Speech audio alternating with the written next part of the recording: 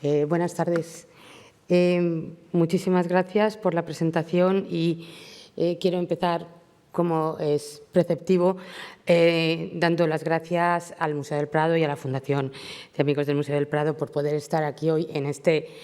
auditorio, en este foro que realmente es un sitio especial y privilegiado para poder dar una conferencia de este tipo, ¿no? Además, estoy evidentemente encantada de poder dar la conferencia en el marco de una exposición tan importante y tan interesante como es Pasiones mitológicas, que ha venido a iluminar estos tiempos casi post-pandemia, ¿no?, dentro del mundo de la cultura. Pero sobre todo estoy encantada de poder hablar de uno de mis temas, ¿no?, que es Ovidio, como creo que se ha visto, el poema de las Metamorfosis, la relación del poema de las Metamorfosis con las imágenes y su influencia concreta, en este caso, hoy en la pintura. En la conferencia de hoy quisiera llevarlos a una visita diferente a Pasiones mitológicas, una visita en la que la mirada a los maravillosos cuadros reunidos en un espacio, por primera vez muchos de ellos, que están ahí para dialogar, estos cuadros se convierten en una versión más de las historias que en el siglo I de nuestra era el poeta romano Publio Ovidio Nasón puso en circulación transformadas, ¿no? Es evidente que las Metamorfosis el poema de las Metamorfosis constituye un punto de inflexión en la presentación del mito, es decir, el mito griego transmitido desde la antigüedad es diferente a partir de Ovidio, a partir de que Ovidio escribe las Metamorfosis, él transforma las historias, les da una nueva vida poética, un nuevo pulso y realmente así es como se han transmitido en la pervivencia, en el mundo de la pervivencia del mito después del final del mundo antiguo.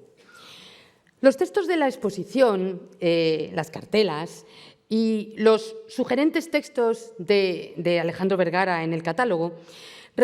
no dejan de recordar que detrás de las historias recogidas en las pinturas seleccionadas, además de la invención de los artistas, se encuentra la literatura. Las historias de Homero o las éfrasis de Filóstrato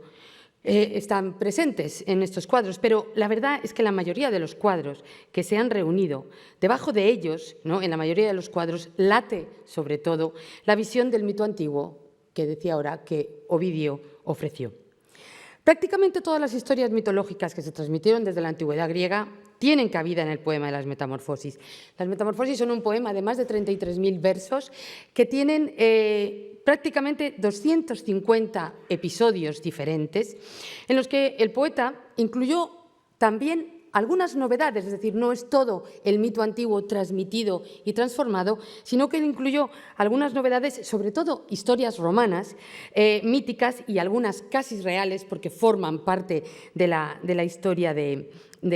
la propia ciudad de Roma. Porque el poema, que es un poema largo que Ovidio le pide a los dioses que se enlace y que se vaya tejiendo a lo largo de los 15 libros que componen las Metamorfosis, este larguísimo poema comienza con el origen del mundo y termina con la muerte de César, es decir, ad mea tempora, como dice Ovidio, en el momento en el que él está escribiendo, él escribe un poco después, las Metamorfosis se publican en el año 8 de nuestra era, ¿no?, pero realmente prácticamente es el momento prácticamente de Ovidio, acaban con la muerte de César y con su conversión en estrella, con su catasterismo, ¿no? El título de la exposición, Pasiones mitológicas, ¿no?, refleja una selección consciente de estas historias del mito, porque, de alguna manera, la mayor parte de ellas tienen como tema el amor. De manera especial, el amor de los dioses, aunque también se tratan otros episodios que involucran a héroes y a mortales. Y también hay otras historias que realmente no tienen que ver del todo con el amor, sino tienen que ver muchísimo más con un problema que está relacionado siempre con la relación entre los mortales o los héroes y sobre todo los mortales con los dioses, que es el problema de la transgresión que generalmente adquiere la forma de la hibris, este pecado contra los dioses de faltarles de alguna manera un poco esta transgresión, que les falta un poco al respeto, no les da el sacrificio debido, pero aparte de todo, de alguna manera es esta manera de crecerse un poco y ponerse a la altura de los dioses, algo que los dioses siempre castigan, ¿no? El título de mi conferencia, Pasiones ovidianas, refleja esta elección amorosa a través realmente del que se ha considerado, sin lugar a dudas, el poeta del amor. Ovidio es el poeta romano del amor.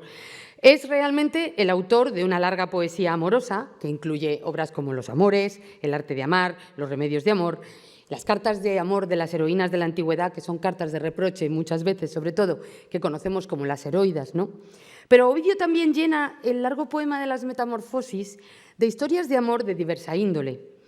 que se desarrollan unas veces entre los mortales y los dioses, o los dioses y los mortales, entre los héroes y las heroínas, y a veces entre algunos mortales que merecieron la atención de los dioses y, por lo tanto, también del poeta. En esta imagen, que es de las primeras que forman parte de este conjunto de ilustraciones de los que también voy a hablar, porque en la conferencia se llama de la ilustración a la pintura, es decir, este paso, esta realidad que quiero explicar y poner en relación con el mundo pictórico. Tienen ustedes a Ovidio y lo que reza debajo, el texto que reza debajo, habla de que Ovidio realmente está en francés, pero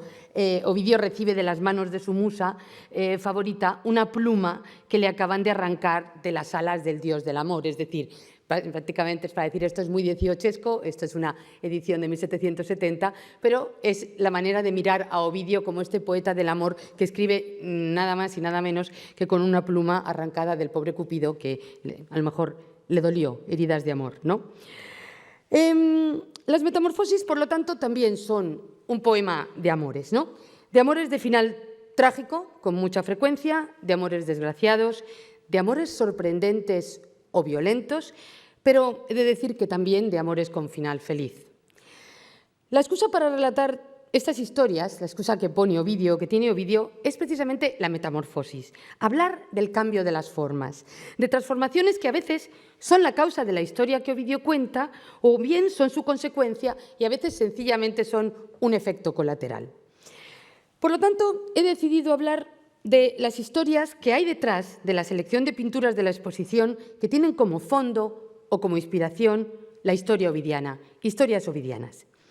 Pero no me voy a limitar a contar sencillamente la historia que hay detrás de la representación, una información que realmente podría agotarse en el propio título de la obra, ¿no? Sino que me gustaría mostrar, hacer comprender, intentemos comprender de qué forma la poesía se transforma en pintura. Un tema antiguo, este de la relación de la pintura y la poesía, que pone ante nuestros ojos un problema que se trató ya en la literatura antigua. Pensemos en Simónides, que había dicho que la pintura es una poesía muda y la poesía es una pintura que habla, ¿no? Pero también en época moderna ha sido un tema de discusión. Pensemos, volviendo a la antigüedad, en Horacio, ¿no? Huc pictura poies, como la poesía, así también la pintura, o como la pintura, así también la poesía, ¿no?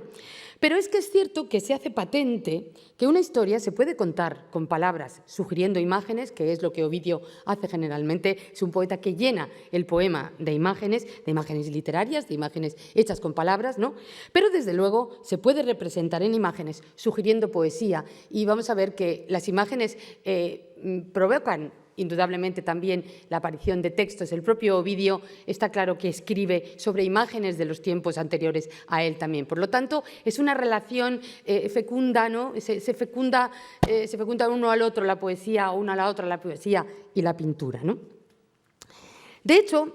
es sabido, si ustedes ya han visto la exposición, que las piezas centrales de la exposición Pasiones mitológicas son los cuadros de Tiziano, a los que él mismo había titulado poesías. Realmente por el contenido poético que esconden, generalmente ovidiano, porque el propio Tiziano había decidido investirse él como poeta de la imagen, ¿no? Él había intentado ofrecer su propia visión de las historias, él como poeta utilizando un medio como es la imagen, y la imagen es totalmente diferente del texto, es decir, la imagen tiene unos medios, tiene unas posibilidades, y esas posibilidades hay que conocerlas. Entonces no tiene las palabras para narrar, no tiene el texto, no tiene el tiempo, no tiene el discurso, o no tiene el mismo tipo de discurso, tiene unos condicionantes que son propios de la imagen como medio, ¿no? Y entonces Tiziano decide ponerlos en funcionamiento. Así que me gustaría mostrar en esta conferencia hoy cómo se produce esta relación entre la poesía ovidiana y las pinturas mitológicas que recogen y representan historias que proceden del texto de las Metamorfosis y, en concreto, cómo esa relación se materializa de manera especial en relación con las imágenes que nacerán como ilustraciones del poema. Hay que ser conscientes, ¿no?, de que la relación de los contenidos del poema de las Metamorfosis, que es en sí mismo un poema lleno de imágenes, con la imagen, es muy antigua. Desde la publicación del texto que suponemos que fue más o menos en el año 8 de nuestra era, las novedosas e intensas historias que desarrollaba Ovidio saltaron, por ejemplo, a las paredes de Pompeya,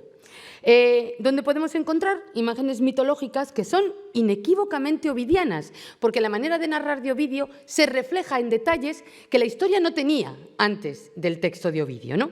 De modo que escenas como esta que tienen ustedes en pantalla, que es la escena de la muerte de los amantes Píramo y Tisbe, una historia que en el mundo griego tuvo otros condicionantes y que Ovidio cuenta en el libro cuarto de las Metamorfosis. Una historia que no proviene totalmente, tal y como la cuenta Ovidio, de la tradición griega, sino que es una historia que Ovidio elabora enteramente y no la sitúa en la antigua Grecia, sino que la sitúa en la Babilonia de Semiramis. No sé si ustedes conocen la historia de Píramo y Tisbe, pero la contaré brevemente. Saben que es la historia que inspira El sueño de una noche de verano y también la historia de Romeo y Julieta de Shakespeare, pero es la historia de dos amantes, dos muchachos que vivían, estaban enamorados y que daba la casualidad de que vivían en casas contiguas, pero sus padres, los padres de ambos, ¿no?, se oponían a este amor y entonces ellos se relacionaban a través de una rendija que había, porque tenían la suerte de que sus habitaciones eran contiguas en las dos casas, entonces a través de una rendija se hablaban, se requebraban y alimentaban este amor que cuando ya no pudieron más, un buen día decidieron que tenían que fugarse y tenían que escaparse y quedar, y entonces hicieron una cita en un lugar donde se dieron como pistas, ¿no? Dijeron una fuente y una morera, un árbol con moras blancas, y entonces quedaron allí debajo. Y yo siempre digo que la historia de Píramo y Tisbe es realmente la historia de una impuntualidad, ¿no? Porque realmente Tisbe llega primero, es raro, ¿no? Entonces llega primero y entonces está esperando a Píramo y aparece una leona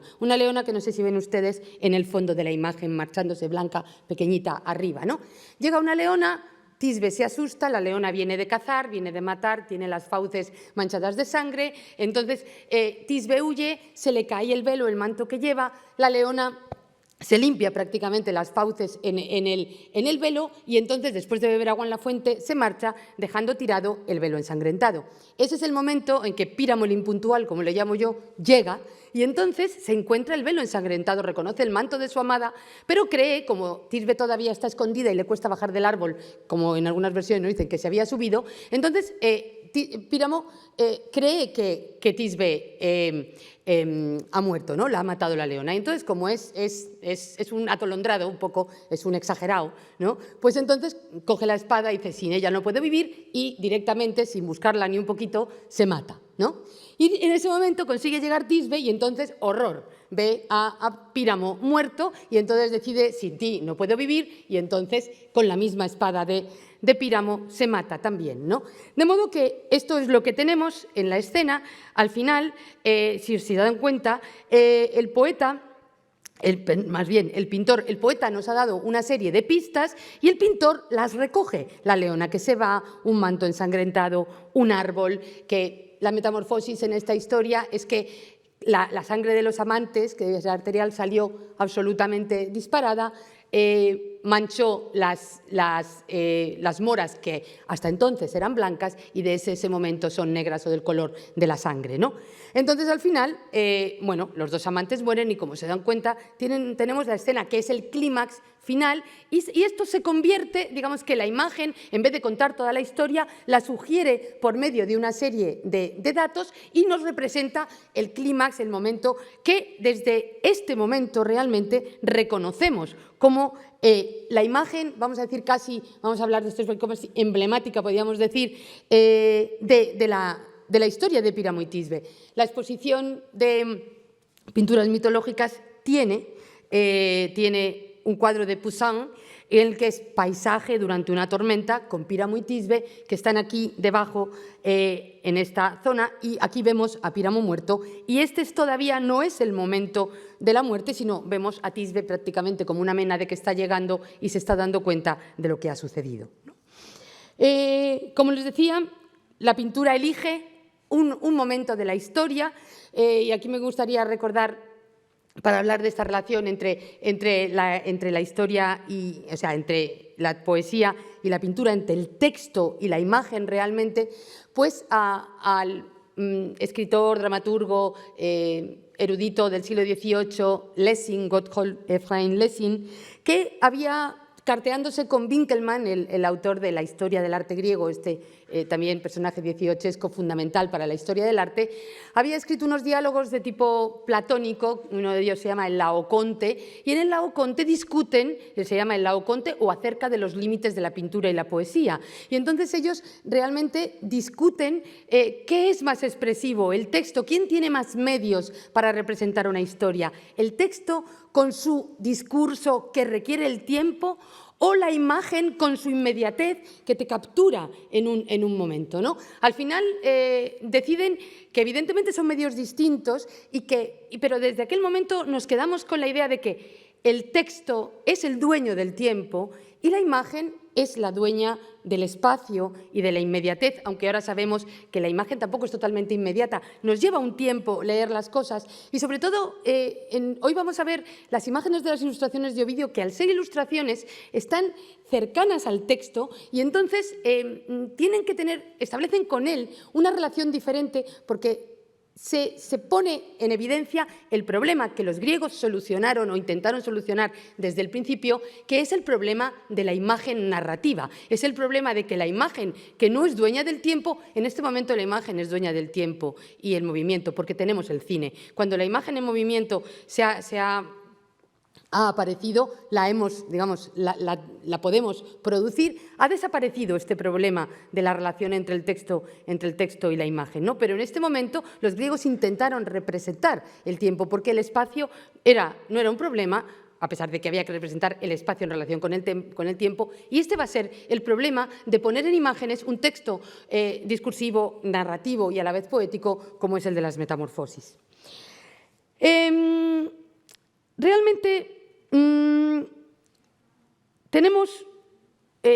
podemos preguntarnos cuál ha sido en la pintura moderna o en el mundo moderno, cuál ha sido el proceso para poner en relación, para seleccionar estas escenas, estos momentos en los que, al verlos, o sea, para la imagen, ¿no?, que nada más verlos seamos capaces de reconstruir toda la historia que hay detrás, todo el poema, todo lo que Ovidio realmente nos cuenta. Me gustaría irme momentáneamente de la pintura e ir a un caso paradigmático, la maravillosa escultura de Apolo y Dafne de Bernini, ¿no? Sabemos perfectamente que realmente Bernini prácticamente, o sea, creemos que consigue el movimiento, consigue poner delante de los ojos la metamorfosis de la ninfa de Dafne, ¿no?, que se convierte en los brazos de Apolo, se convierte en árbol, ¿no? Tenemos el texto de Ovidio, que es muy somero, que dice que se le convierten los cabellos en fronda, ¿no?, es decir, en rama, en hojas, que de los brazos le crecen ramas, ¿no?, y que, bueno, realmente se queda pegada al suelo con las raíces y que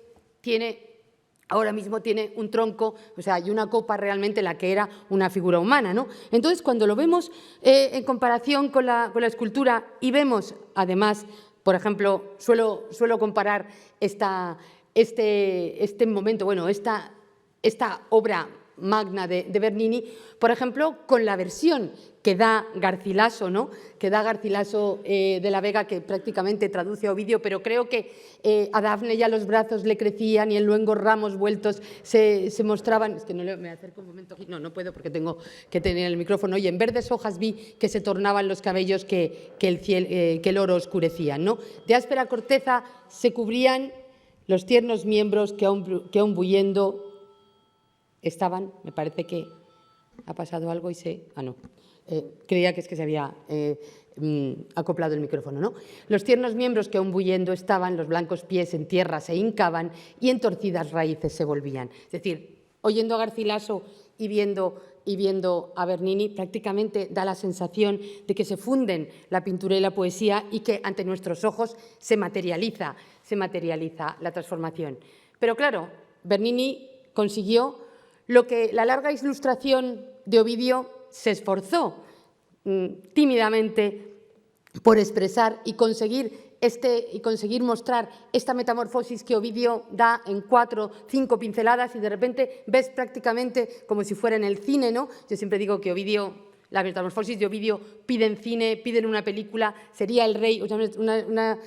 película sobre la metamorfosis de Ovidio sería realmente el rey de los efectos especiales, porque en este momento podemos mostrar estas metamorfosis. Lo maravilloso es que Bernini consiguiera hacerlo así en una imagen estática. Pero indudablemente, pues vean ustedes que en la ilustración o en la iluminación a lo largo de los tiempos, bueno, pues la manera de poder representar esto, bueno, pues parecer que de un árbol, ¿no? Esta es una iluminación medieval de las metamorfosis, pues dentro de un árbol hay una chica, o estas escenas que vamos a ver varias a lo largo de la conferencia. Esto es una edición veneciana de 1497.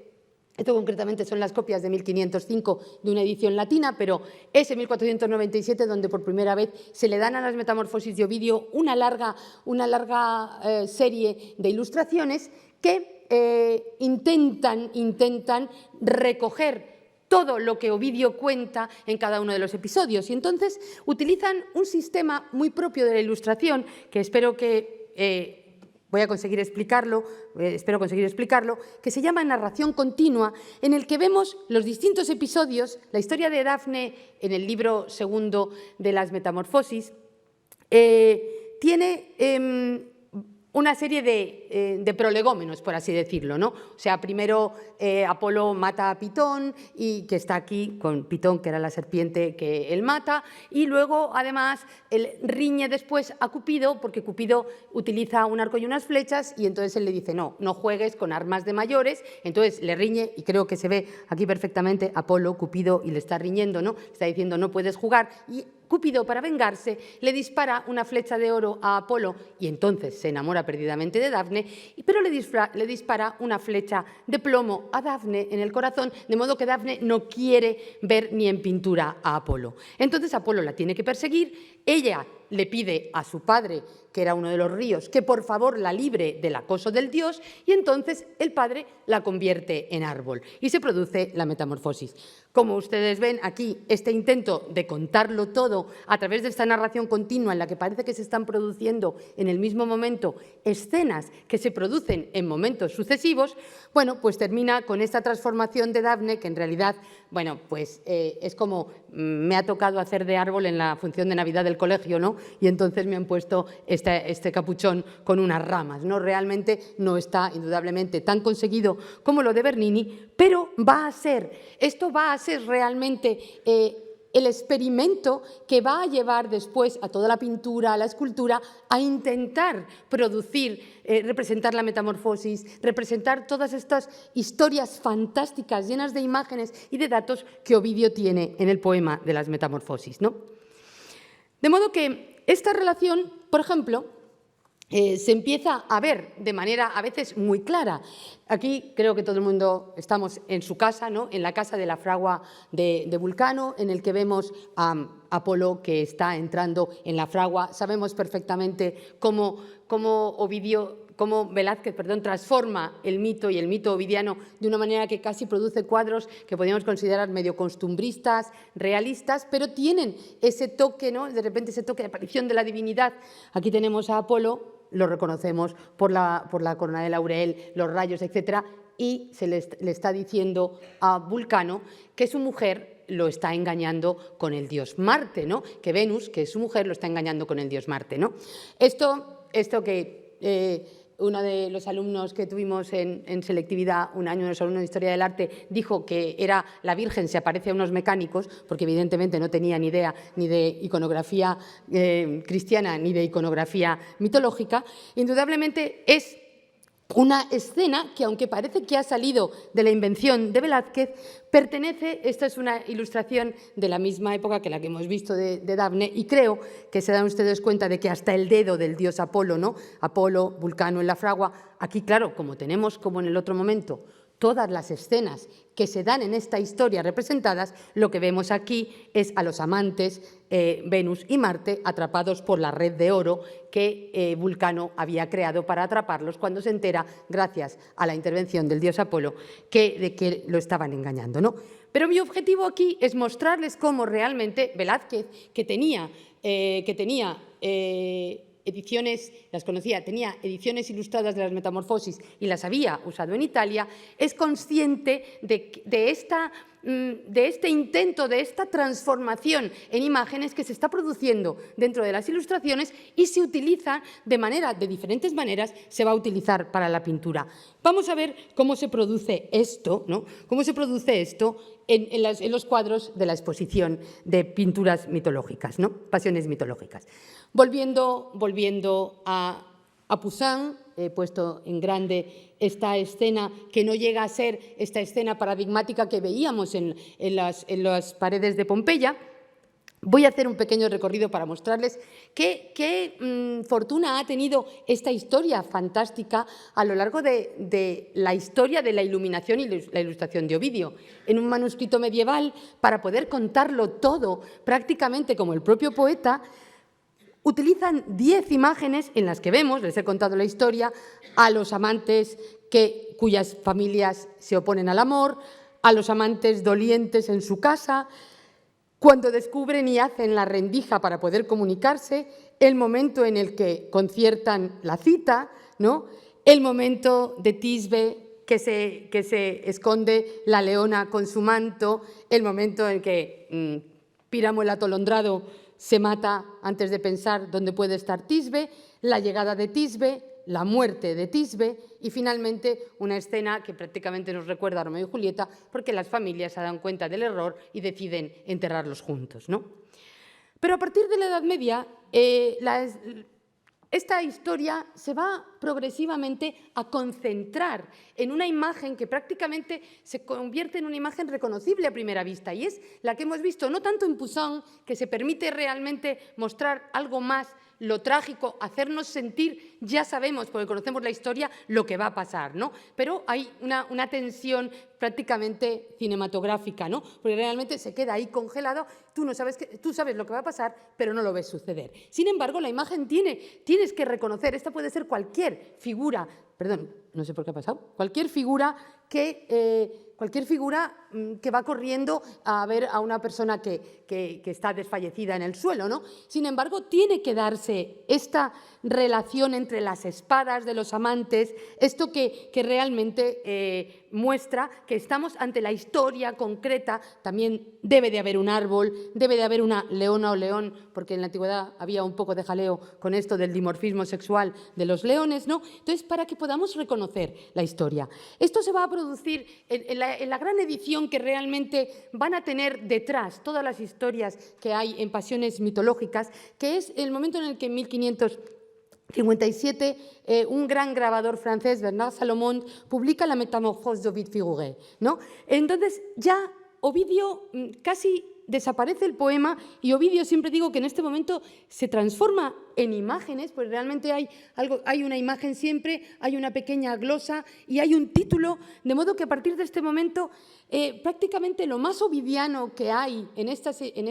ediciones son las imágenes. Desaparece prácticamente el poema, pero ha habido una transformación consciente de los contenidos, ¿no? Y como se ve, la muerte, que generalmente tenemos el episodio de la leona y la fuente, lo previo, lo que nos da la tensión, ¿no? El momento de Tisbe, ¿no? Que esta es la versión italiana de la versión francesa, que es de 1559, ¿no? Tisbe, que se asusta de la leona, huye y se esconde, ¿no? Pero luego tenemos la muerte de Píramo y Tisbe y tenemos ya esta escena que se va a repetir constantemente y vamos a ver de alguna manera esta mujer desesperada, el gesto de la desesperación se va a unir a la de la muerte hasta que muchas veces incluso los amantes se ensartan como una brocheta en la misma espada de Píramo, ¿no? De modo que la escena de Poussin solamente, o sea, no nos deja ver, Poussin innova y no nos deja ver lo que ya en la época en la que él pinta, esta es la edición de 1677, una edición de Bruselas de 1677, ya está consagrada como la escena de la muerte de Píramo y de Tisbe. Píramo muerto, la espada de Píramo y Tisbe utilizándola para suicidarse, ¿no? Bien. La ilustración de Ovidio, a partir de Salomón, se hace extraordinariamente, es decir, se asienta extraordinariamente en el ámbito de los artistas. Es decir, son conscientes, estas ediciones ya tienen 178 grabados generalmente, con lo cual es casi los 250 episodios que tienen las metamorfosis, y los poetas son conscientes, y hay traducciones, etcétera, de lo que supone también traducir a Ovidio ilustrado, pero sobre todo los artistas, los pintores, son conscientes de que si uno quiere hacerse a la idea, puede leer a Ovidio. Tenemos muchos pintores ilustrados, como va a ser Rubens, pero que sin leer a Ovidio, sin tener que tragarse los 33.000 versos, uno puede ver en imágenes, porque ya se han convertido en imágenes, todas estas historias, de modo que uno puede hacerse una idea de cuál es el gran momento que identifica estas historias como ovidianas, como he dicho. Y concretamente, si ustedes ven esta edición, que es española, se edita en Amberes, sabemos que Amberes es español en ese momento, ¿no?, en 1595, y vean que en el título, las transformaciones de Ovidio en lengua española repartidas en 15 libros, con las alegorías al fin de ellos y sus figuras para provecho de los artífices. Es decir, hay una conciencia total, y Velázquez lo usará, Rubens lo usará, sabemos perfectamente que existe esto detrás, casi una especie de book que ayuda a los artistas a producir sus versiones, ¿no? Como digo, las imágenes son absolutamente, a veces, muy emblemáticas, ¿no? Y muchas de ellas son perfectamente reconocibles, y tenemos algunas, como por ejemplo el rapto de Ganimedes, son todas estas que pertenecen al elenco de las transformaciones de Júpiter, Zeus, ¿no?, que es como Mortadelo, un poco, ¿no?, se transforma, se disfraza constantemente, ¿no?, y entonces, para conseguir sus propósitos, que generalmente son perseguir generalmente mujeres que le gustaban muchísimo, pero alguna vez también algún jovencito, como es el caso de Ganimedes, ¿no? Esta pieza de Rubens es absolutamente fantástica por la violencia, la fuerza, o sea, esta águila es absolutamente Zeus, ¿no? Las ilustraciones del momento, como estas que pertenecen a la edición de 1595, pero que proceden de la tradición de Salomón y de Solis, y básicamente se hacen a mediados del siglo XVI, que es además el momento al que llamamos la aetas metamorfóseos. El siglo XVI, o sea, Ovidio era el bestseller, las metamorfosis eran el bestseller que se vendían y se leían, traducidas al italiano, traducidas al español, traducidas en flamenco, traducidas en todos los idiomas, y eran realmente un superventas, ¿no? Y por eso el siglo XVI se le llama la edad de las metamorfosis, la aetas metamorfosios. Entonces, en este momento, aquí vemos que las ilustraciones son algo más amables, es decir, somos capaces de reconocer el genio del artista, porque realmente estas representaciones, estas ilustraciones de las historias, bueno, pues yo siempre pienso que estos Ganimedes montados en un águila como esta, que es la de Tempesta, la maravillosa edición de Tempesta de 1606, me recuerdan a un libro que yo había leído cuando era pequeña, que es El viaje de Nils Holgersson a través de Suecia, de Selma Lagerlöf, ¿no? Entonces parece que Ganimedes realmente se ha montado en un águila y está dando un paseo, ¿no? Realmente Rubens muestra, ¿no?, con toda la pasión, y además quien lea el texto de Alejandro Vergara y las cartelas, incluso hay una serie de sugerencias que hablan de la tensión sexual que existe en esta imagen, y también de la violencia y de la fuerza del rapto. Ahora, si tenemos que buscar un paradigma de estas escenas emblemáticas que representan ese momento que reconoces inmediatamente, tendría que ser el rapto de Europa, ¿no? Realmente, Ovidio, el propio Ovidio, en su texto, es un texto largo que no voy a leer, nos habla de cómo él se convierte Zeus, Júpiter, se convierte en toro, en un toro blanco manso, un toro blanco muy agradable, que se deja acariciar, por Europa y sus compañeras que están jugando en una ribera, a la orilla del agua, ¿no? Él mismo las había visto, se había enamorado de Europa y le dice a Mercurio: me voy a convertir en toro, por favor, llévame, hazme de pastor de la vacada, llévame hasta allí, que me las voy a arreglar para conseguir raptar a Europa, ¿no? De modo que hace todo esto y tenemos, bueno, la reacción de Europa, que se ve al final, ¿no? Y entonces me gustaría leer sencillamente: incluso se atrevió la regia virgen, sin saber a quién montaba, a sentarse sobre el lomo del toro. En ese momento el dios, poco a poco desde la tierra y desde la playa seca, pone primero las falsas huellas de sus patas entre las olas y después ya se aleja y se lleva su botín a través de las llanuras del alta mar, es decir, la rapta. Ella, espantada, se vuelve a mirar la playa que ha dejado al ser raptada, y su mano derecha se aferra a un cuerno, mientras coloca la izquierda sobre el lomo, sus ligeros vestidos ondean con el viento. Esto que en las ilustraciones, vuelvo a esta ilustración que intenta contarlo todo como el mismo poema, vemos que tenemos aquí a Júpiter diciéndole a Mercurio eso: Júpiter ya es la vacada, este es Mercurio, que es el pastor, las amigas de Europa, esta es Europa. Europa vuelve a ser esta, que se ha montado, parece que está montando en moto, pero finalmente tenemos punto por punto lo que Ovidio dice: una mujer agarrada al cuerno de un toro y con la mano en el lomo es Europa, raptada por Júpiter, ¿no? Indudablemente el genio de Tiziano, a pesar de que recoge los vestidos que ondean al viento en la mano de Europa, por otra parte es lógico, necesita un manillar para agarrarse porque es una especie de toro anfibio que arranca por el agua, pues es una cosa bastante peculiar, nadie se lo esperaría, ¿no? De modo que, pero hay este resabio, esta idea, de hecho, Tiziano innova, pero uno puede ver detrás ahí la vacada y a las compañeras de Europa, con lo cual somos conscientes que están detrás estas ilustraciones en las que vemos exactamente esta idea, a pesar de que evidentemente la pintura tiene toda esa fuerza que ya les recuerdan, o sea que en todos los textos que rodean la exposición ustedes pueden ver, está totalmente resaltada la fuerza y la invención del artista y la genialidad de las composiciones, pero la historia late debajo, y la historia, sobre todo la historia que se ha transformado ya en imágenes en las ilustraciones, ¿no? A veces las ilustraciones se desglosan, esto ya es posterior a Tiziano, ¿no? Pero vemos al final que tenemos todavía esta idea de mantener el momento en el que se monta en el toro, las compañeras, el momento en el que el toro se arranca y se va, y como les digo, esta imagen es Europa antes ni siquiera de pensar cualquier cosa, y una muchacha sobre un toro así es desde el siglo VI antes de Cristo, y véanlo en una de las metopas de la Magna Grecia, de la Fosa del Sele, vean ustedes el rapto de Europa en versión Grecia arcaica, es decir, los siglos han pasado, pero la idea del mito griego, que como les he dicho antes, Ovidio recoge porque recoge la tradición, se inspira en las propias imágenes que ha visto también, pervive de una manera a veces inconsciente o a veces consciente.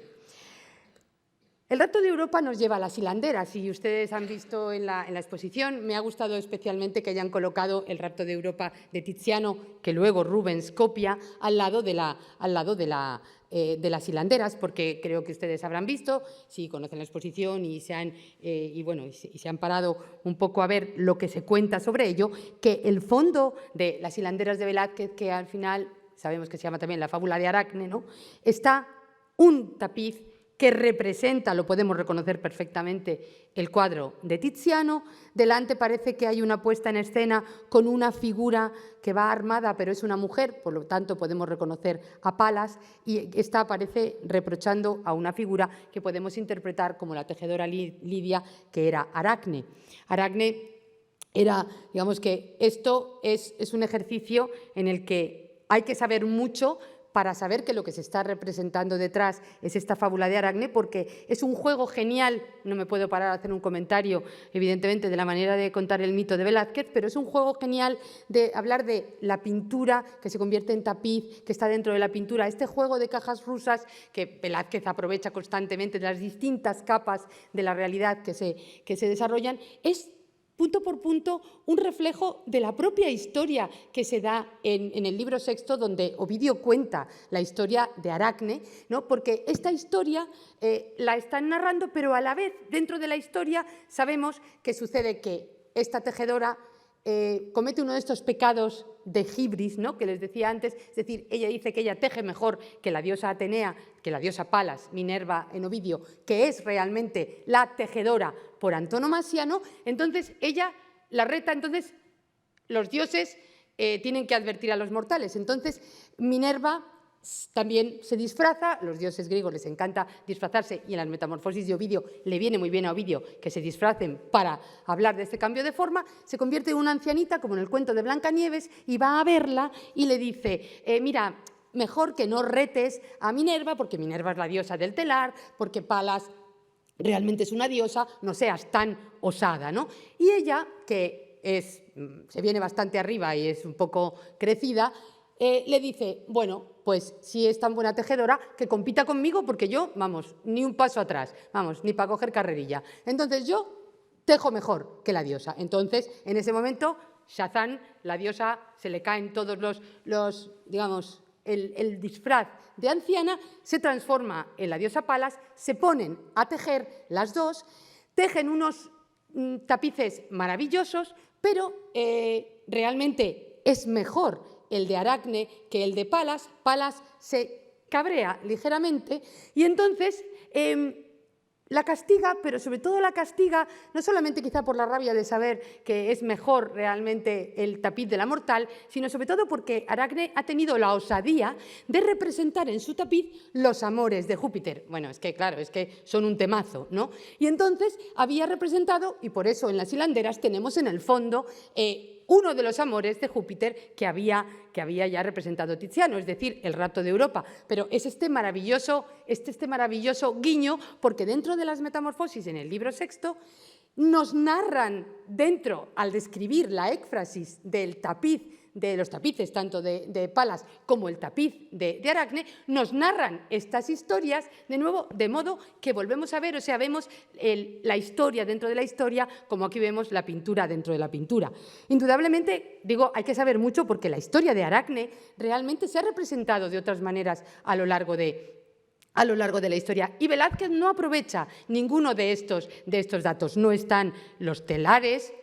no está el futuro de Aracne, que será una araña, como está en estas iluminaciones medievales. No está esto maravilloso en el que está Minerva aquí, de ancianita, con Aracne, que lleva un telar portátil. No te portes mal, que realmente va a pasar lo que realmente pasa. Y esta es Minerva, que es una dama medieval de cucurucho, ¿no?, de tocado de cucurucho, que se ha convertido realmente en la propia diosa con su estatura y convierte a Aracne en una araña. Esto es bastante dramático porque el vestido rosa, ya no sé, nunca sé muy bien si es que es araña por arriba y este es el vestido. Y estamos en el momento de la metamorfosis, que es una cosa muy interesante porque la representación de la metamorfosis es una de las cosas que es más difícil realmente, como hemos visto antes en la imagen, o si bien se ha caído el vestido y está saliendo esta araña horrorosa debajo del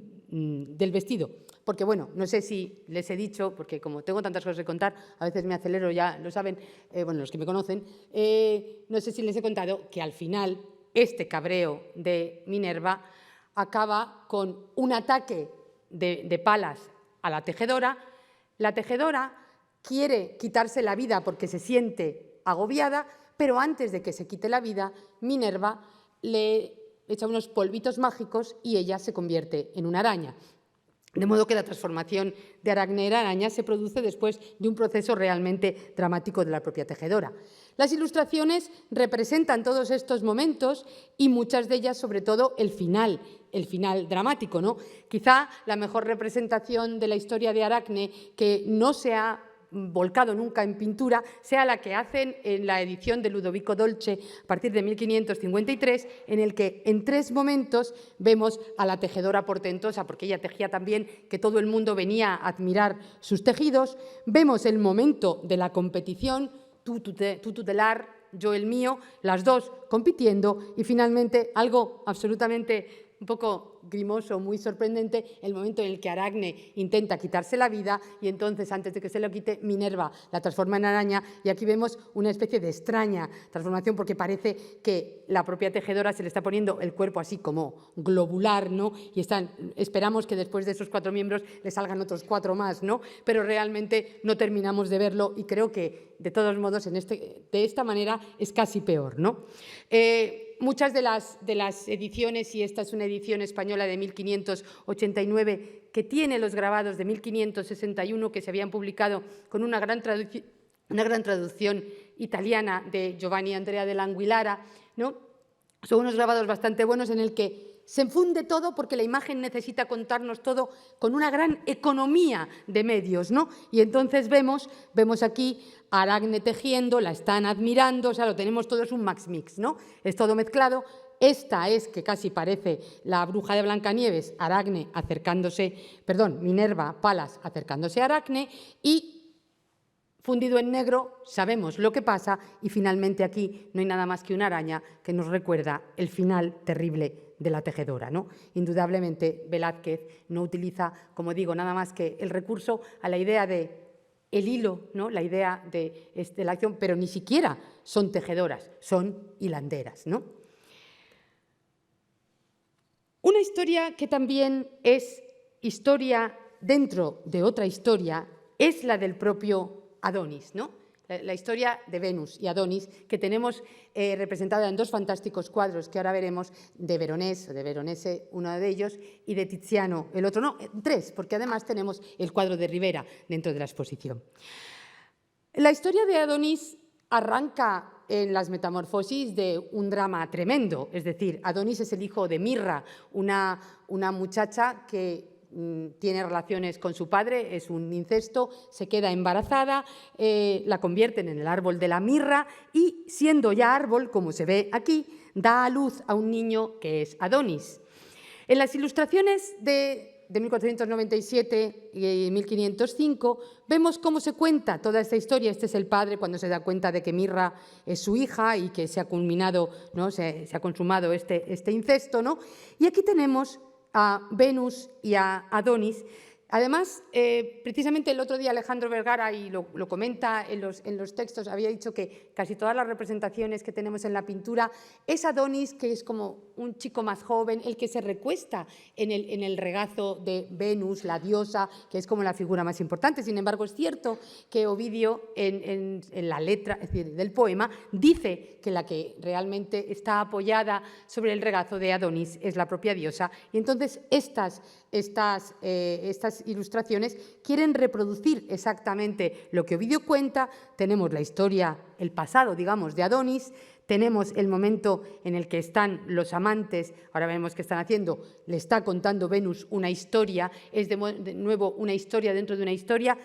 le está contando una historia para intentar disuadirlo de marcharse a cazar, porque sabemos que el problema de Adonis es que estaba muy enamorado de Venus y Venus de él, pero él era un cazador y Venus le advierte de que las fieras son peligrosas, que puede correr un riesgo. Adonis se va a cazar y un jabalí lo mata, y lo vemos aquí en el final, y aquí una versión un poco rara de Venus que llega como flotando, desnuda, volando, desesperada, porque viene a decir, ya te lo decía yo, pero realmente ya es tarde.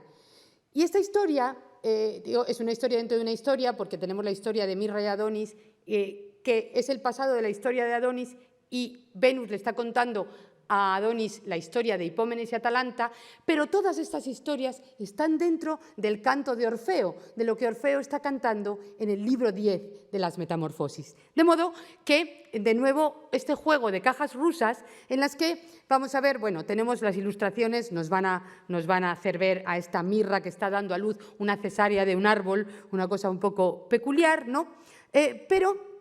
realmente la escena más, digamos, más emblemática, esta escena que les digo que se consigue para representar la historia de Venus y Adonis, es esta historia de los amantes, y aquí ya en esta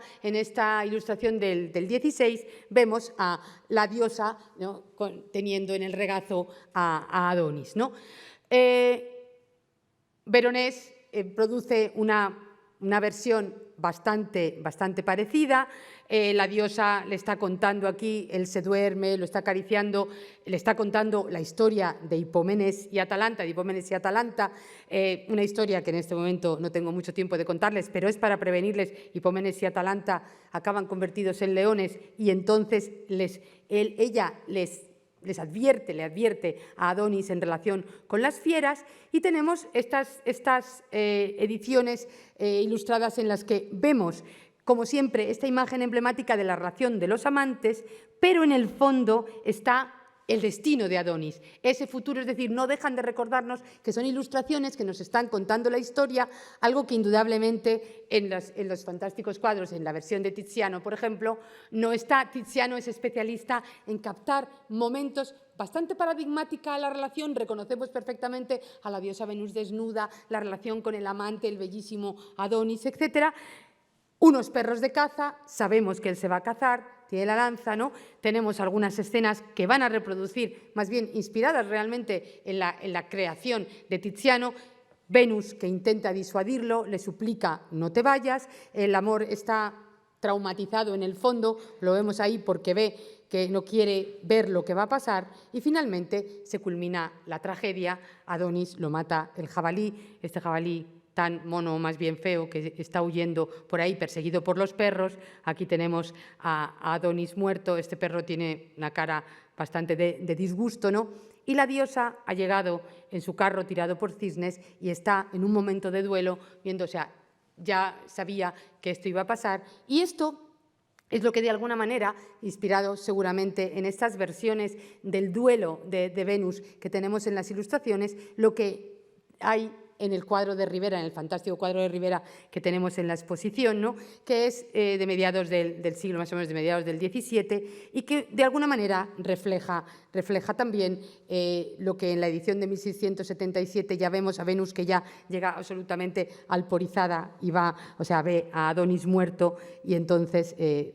aquí tenemos todavía el jabalí, tenemos la causa de esta tragedia, y la diosa va a hacer el duelo por su amante muerto, ¿no? Una historia distinta es la historia de Perseo y Andrómeda. Los dioses no intervienen en esta historia, ¿no? Hemos visto amores de dioses, y sin embargo Ovidio también, aprovechando también problemas relacionados con la cuestión del arte, por ejemplo, la escultura, introduce la maravillosa historia de Perseo, que vuelve de matar a Medusa, ¿no?, y que vuelve volando a su patria, a su lugar de origen, y al pasar en Etiopía ve a una muchacha atada a un acantilado, amenazada por un monstruo marino, y Ovidio dice de manera concreta que parecía una estatua de mármol por la blancura de su carne. Curioso, porque era etíope, ¿no? Pero es la historia de un amor a primera vista. Perseo se queda absolutamente prendado de Andrómeda, y entonces baja, y con la espada que tenía, con la que había decapitado a Medusa, baja a enfrentarse al monstruo marino para liberar a Andrómeda. Indudablemente este castigo de Andrómeda también era un castigo a un pecado, pero no de la pobre Andrómeda, sino de su madre, que había tenido la osadía de decir que ella era más bella que las Nereidas, ¿no? Y entonces Posidón, su madre, que es Casiopea, ambas son ahora una constelación y una nebulosa, ¿no? Pero Neptuno había decidido castigar esta gibris, y entonces había decidido mandar un monstruo marino, y había que exponer a la Virgen, exponer a Andrómeda, para que el monstruo marino se la comiera, y entonces es Perseo el que viene a salvarla, y esta es una historia con final feliz porque finalmente se casarán, ¿no? En estos cuadros que tenemos en la exposición de pasiones mitológicas hay una concesión a algo que no solemos ver en estas versiones de Tiziano o de los otros pintores, porque vemos esta concesión al mundo algo mágico de, podríamos decir, entre comillas, del mito o de la poesía, porque vemos a Perseo volando con estas maravillosas alas que tenía en las sandalias que le habían dado las náyades, que las necesitó para llegar hasta Finisterre, que es más o menos donde vivía Medusa, porque vivía en el extremo occidente, ¿no? Y esto lo vemos en ambas versiones, tanto en la versión de Tiziano como en la versión de Veronés, a pesar de que los monstruos marinos son distintos y también es distinta la manera de exponer a Andrómeda. La historia de la ilustración de la figura de Andrómeda es fascinante desde la Edad Media. En este manuscrito del siglo XII tenemos esta versión de Andrómeda, se lee su nombre perfectamente arriba, atada a una especie de estructura arquitectónica, ¿no? En estas versiones de un manuscrito ya del siglo XV tenemos varias versiones de monstruo, que es una cosa bastante curiosa, y a la figura expuesta de distintas maneras, ¿no? Y tenemos algo que vamos a ver en algunas de las ilustraciones, y es que si bien en la maravillosa ilustración que ya conocemos de 1497, Perseo está volando por sus propios medios, sin embargo, sabemos que cuando Perseo decapita a Medusa, y es la historia que tenemos a este lado, una de las cosas que nacen del cuello de Medusa, de su sangre, de su cabeza, ¿no? Del momento de decapitación, es el caballo Pegaso, el caballo alado, ¿no? Entonces tenemos una especie como de mezcla, es decir, al ver que nace Pegaso, Perseo dice, bueno, pues la verdad es que es bastante más cómodo este caballo con alas que volar con las sandalias solo, ¿no? De modo que tenemos algunas versiones, como esta de 1595, bueno, que es realmente de 1563 y en última instancia de 1557, es decir, la versión del 16, tenemos esta especie de mezcla en la que Perseo aparece montado en Pegaso y viene a liberar a una Andrómeda que creo que somos capaces de darnos cuenta de que está perfectamente, o sea, la postura de Andrómeda es esta imagen emblemática que reconocemos perfectamente, incluso en un innovador que aquí es mucho menos innovador en esta pintura, como es el propio Tiziano, ¿no? Para terminar, ya estoy, bueno, más o menos acabando. Tendríamos que hablar de las tres historias que están presentes en la exposición de pasiones mitológicas que tienen relación con la diosa Diana, que se convierte en una especie de diosa bastante cruel, ¿no? Diana se venga de los mortales por distintas transgresiones y las tres historias que tienen que ver con esta venganza de la diosa son la historia de Meleagro y Atalanta, la historia de Calisto y Diana, y realmente de Calisto y Júpiter, y la historia de Diana y Acteón, ¿no? La primera de las historias es la historia en la que Diana, a la que no se le habían hecho los sacrificios requeridos, ¿no?, decide mandar un jabalí absolutamente monstruoso, enorme, que asola una región, la región en la que no se le habían dado los sacrificios, no se le habían ofrecido los sacrificios, y entonces tienen que venir todos los héroes del momento, tienen que venir a intentar matar a ese jabalí. Lo que es sorprendente es que entre los héroes que acuden a la caza está una mujer, Atalanta, ¿no? Atalanta la hemos visto antes, Hipómenes, Atalanta. Atalanta era como la atleta del mundo antiguo, algo que no nos esperaríamos, es decir, tenía detrás de sí toda una historia de actividad física, de arrojo, de valentía, y entonces vemos en el cuadro de Poussin, este maravilloso en el que vemos a Atalanta vestida de azul, a Meleagro, los caballos, etc. Aquí estamos en el momento previo a la caza. Por supuesto, las ilustraciones van a representar el momento de la caza, el momento concreto de la caza, ¿no? Y vemos aquí el super jabalí que empieza a matar perros y héroes, ¿no? Y vemos a los héroes que van a conseguir clavarle las lanzas al propio jabalí de Calidón. no lo he mencionado antes, esta es la historia antiquísima y representada en el mundo griego prácticamente desde el siglo VI antes de Cristo, ¿no? Bueno, desde luego desde el siglo VI porque está en el vaso François, ¿no? Pero esta historia del jabalí de Calidón, el jabalí acaba muerto, pero acaba muerto a manos de los héroes, pero realmente la primera que le acierta es precisamente Atalanta. Y Atalanta está muy bien representada porque es la única que lleva un arco. Se consideraba que el arco, a pesar de que es, como hemos visto, el arma de Apolo, el arma de Diana, el arma del propio Cúpido, era un arma femenina y se consideraba un arma de cobardes, porque no era el arma del combate a cuerpo, ¿no? Sino que se podía, como el propio Apolo, podía herir desde lejos, ¿no? Y entonces se consideraba que era un arma femenina y por eso reconocemos perfectamente a Atalanta aquí en la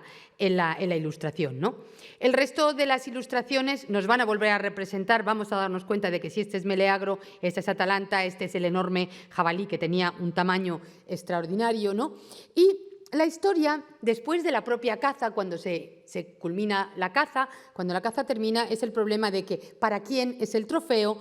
Esto va a tener después un final absolutamente trágico porque se va a producir la muerte de Meleagro por obra de su madre y un destino fatal, pero tenemos, sin embargo, en las ilustraciones eso no suele aparecer y lo que sí que tenemos es el momento en el que se culmina el enamoramiento que se produce entre Meleagro y Atalanta. Y Meleagro le ofrece, como vemos en este cuadro de Jordaens, le ofrece la cabeza del jabalí, el trofeo, a Atalanta, como vemos que se está produciendo en este momento, en esta ilustración, que sin lugar a dudas, y esto lo sabemos fehacientemente, está detrás de estas versiones de la escuela de Rubens, de las representaciones de la historia, ¿no? Tenemos a mediados del siglo XVI algunas otras en las que vemos además, como en el propio cuadro de Jordaens, pues la asistencia de los otros compañeros, porque habíamos visto que en la escena anterior es casi un tête-à-tête, una historia de pareja realmente entre Meleagro y Atalanta, ¿no? Sin embargo, aquí se produce de esta manera más coral. Para terminar, hablaré de las maravillosas, quizá las más importantes de las poesías que tenemos la suerte de ver reunidas en la exposición Pasiones mitológicas. Las historias paralelas prácticamente de Diana y Acteón y Calisto y Diana, porque todas ellas implican un momento de baño de la diosa, un momento de desnudez, un momento especialmente sensual. Las dos historias tienen el mismo marco, por así decirlo. Empezando por la de Calisto, sabemos que la transgresión que en este momento se produce son dos historias de transgresiones, como hemos dicho, no son dos historias de amor de la diosa Diana, que es una diosa virgen, por lo tanto no ha lugar, ¿no? Pero la transgresión de Calisto en realidad implica a mucha más gente. El problema realmente, aquí vemos cómo Tiziano nos representa, captando como siempre ese momento que va a resultar extraordinariamente significativo si conoces la historia, ¿no? Vamos a ver cómo lo que se produce, la historia de Calisto, es la historia realmente de un nuevo engaño de Júpiter Mortadelo. Es decir, en este caso, Júpiter se vuelve a metamorfosear, pero se metamorfosea en la propia diosa Diana, ¿no? De modo que lo que produce es una historia de amor entre dos mujeres, es decir, lo que produce después de la caza es que Diana, Júpiter transformado en Diana, se acerca a Calisto, la ninfa más bella de su séquito. Seguramente Calisto le dice: Diana, estás muy rara hoy, y antes de poder terminar la frase, se convierte en Júpiter, la viola y entonces la deja embarazada. El problema de pertenecer al séquito de la diosa Diana es que no tenías que mantenerte virgen como la propia diosa, y entonces una de las cosas que Diana hacía para descansar de la caza era llegar a un lugar, a un remanso de paz que Ovidio va a describir de unas maneras muy sugerentes, y entonces decidir bañarse, y entonces se despojan de sus vestiduras. Precisamente ese es el momento que Tiziano capta, ¿no? Y aquí se está produciendo en este momento de la historia, pero el momento en el que es que Calisto no se quiere desnudar porque ya es evidente su embarazo y entonces se va a descubrir su transgresión. Diana sencillamente, con este dedo amenazador, se limita a expulsar a Calisto de su séquito, pero entonces aparece el otro personaje que está detrás de estos problemas de Júpiter con las mujeres, que es su esposa, Juno, que se ve totalmente ultrajada y, como siempre, y traicionada, y entonces decide castigar, en vez de a Júpiter, que pues decide castigar a la propia Calisto. Entonces aquí vemos, esta es Juno, y entonces la coge de los pelos, la transforma en osa, entonces la transforman en osa. Calisto, la pobre del susto, da a luz a un niño que acabará siendo un famoso arquero que se llamará Arcas, ¿no? La historia de Calisto en las ilustraciones del siglo XVI está contada de esta manera, en esta escena que, por cierto, Rubens representará en un cuadro que se encontró hará unos 25 años, una cosa así, se descubrió un Calisto y Júpiter bajo el aspecto de Diana. Y después no está el castigo de Diana, sino realmente el castigo de Juno, que aparece como una reina, y aquí la osa en la que se va a transformar Calisto. Estas dos historias, la de Acteón y la de Calisto, tienen un final terrible que implica una metamorfosis que va a ser trágica, ¿no? En el caso de Calisto, esta osa en la que se transforma, y ahí tienen ustedes el texto de lo que le pasa a Calisto cuando ella se ve osa, pero las metamorfosis de Ovidio, las metamorfosis que se producen solamente, Ovidio hace ver que se produce solamente en apariencia, es decir, la forma ha cambiado, pero debajo late el antiguo ser. Entonces, Calisto por dentro es una osa y se sorprende de que cuando aparece le da miedo a la gente, ¿no? Cuando intenta hablar gruñe y de repente un buen día lo que le pasa es que se encuentra con su hijo, ¿no? Entonces dice, sí, con casi 15 años cumplidos aparece Arcas. Y entonces de repente él lo reconoce y dice, es este el hijo, el que hemos visto nacer del susto el otro día antes de que ella se convirtiera en osa. Él ve una osa, es un cazador, es el arquero, le va a disparar. Fijaos la cara, fíjense en la cara que tiene la pobre osa, que le está diciendo algo así como soy mamá, pero él no se entera, ¿no? Y entonces, como dice el texto, ¿no? El Todopoderoso, Júpiter, lo impidió este matricidio, ¿no? Lo impidió y a la vez quitó de en medio a los dos, los quitó en medio a ellos mismos y al crimen, y a los que juntos arrebató un viento a través del vacío, los colocó en el cielo y los transformó en dos constelaciones cercanas, porque Calisto es Arcas es el arquero y Calisto es la osa mayor, ¿no? Y aquí vemos la escena y aquí vemos cómo están subiendo hacia la eclíptica, ¿no? Convirtiéndose en estas dos constelaciones. Indudablemente, la historia en Rubens vuelve a tener el mismo tono, a pesar de que Rubens conocía las ilustraciones, pero tiene el mismo tono que tiene en Tiziano, y entonces más bien lo que vemos reproducido en estas es más el entorno de está lejos cualquier testigo, bañemos nuestros cuerpos, es decir, es el entorno galante del lugar ameno en el que se están produciendo estas escenas, y esto es algo que muchas de las ilustraciones van a recoger. Tenemos ilustraciones del 17 que están más acordes con estas versiones en las que lo que importa es el conjunto de las ninfas, es el momento del descubrimiento de la transgresión de Calisto. Y vamos a tener una pintura muy peculiar, que es una pintura de Rembrandt, ya casi como epígono, que va a unir, y me sirve para pasar a la siguiente historia, que es la historia final, va a unir la historia de Calisto con la historia de la otra transgresión, la transgresión de Acteón. La transgresión de Acteón es un cazador que un día, yendo por el bosque, cazando con sus amigos, pues de repente mira, aquí en Tiziano prácticamente de una manera fantástica, este momento en el que él atisba una cosa que no debe ver, que es el baño de la diosa, que está penalizado, lo hace casi como descorre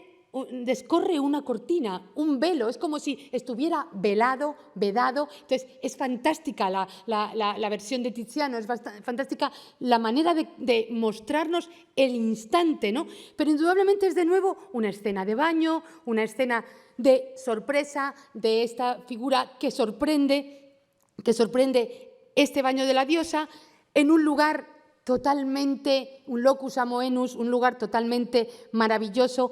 en el que hay un detalle que Tiziano sí recoge, que es totalmente ovidiano. Dice, la naturaleza con su ingenio había imitado el arte, pues con viva piedra pómez y ligeras tobas había formado un arco natural. Y aquí está el arco detrás, es un arco construido, por supuesto, es una ruina, es una arquitectura que habla también de la antigüedad, pero indudablemente late esta idea del marco que Ovidio le quiere poner a esta historia, ¿no?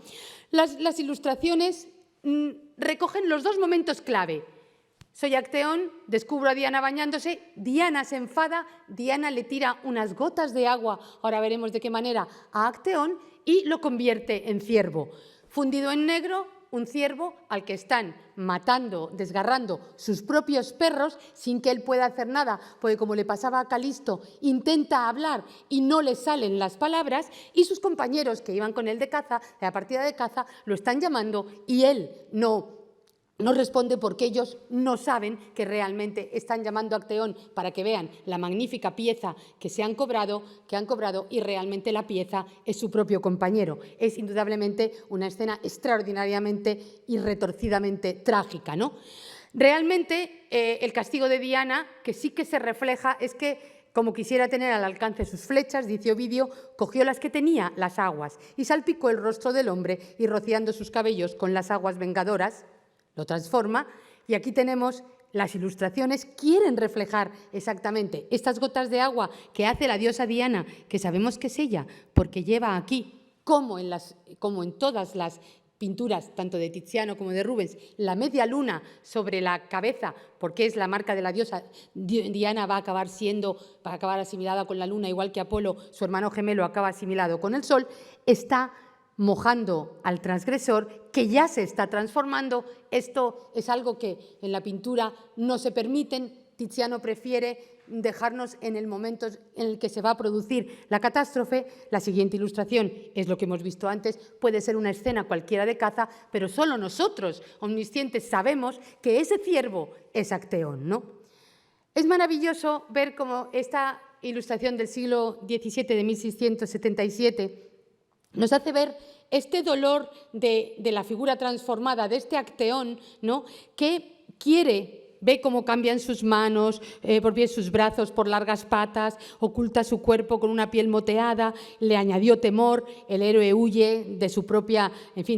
imagen y finalmente el héroe llora, ¿no? Y las lágrimas fluyeron por una cara que ya no era la suya, sino solo permanecieron sus antiguos sentimientos. Y es fantástico porque aquí, si lo ven, vemos que una cabeza de ciervo que está en un cuerpo que está